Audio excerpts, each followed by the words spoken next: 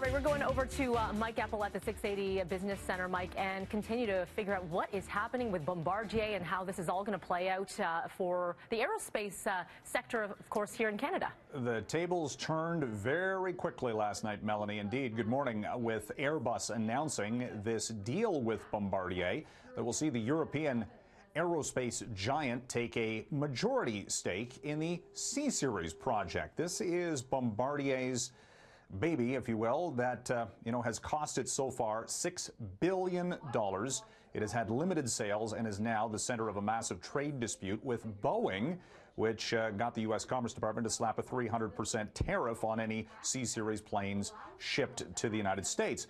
With this deal, Bombardier potentially could avoid all that because Airbus can move some of the production, have some of these C-Series planes built at an existing facility that they have in Alabama.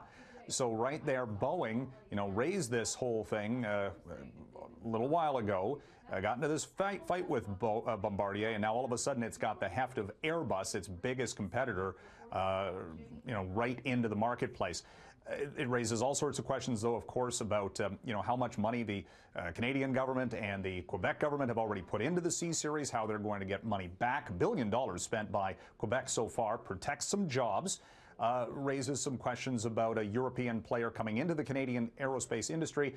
Boeing certainly doesn't like this at all. They've already issued a statement blasting the deal, saying that these are not one but two companies that are heavily state subsidized, and that's this whole dispute, that argument that Boeing's been making at the World Trade Organization, that there shouldn't be any state subsidies on aircraft sales. Now, of course, there are for all of the players. So a lot of this still has to work its way through the market. Airbus stock, incidentally, up 3% this morning in Europe.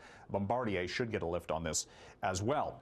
Other news of the morning, well, we're watching Netflix hit a record. It's at 207 and change in pre-market trade this morning after the video streaming service announced 5.3 million subscribers added in the latest quarter, even as it's been raising prices on a monthly basis. And next year, the company is going to spend over $7 billion in original content. We're also coming into today's trading session with Wall Street looking at yet another milestone, potentially for the Dow Jones Industrials average, which is only 44 points away from 23,000. We'll send it over to the studio.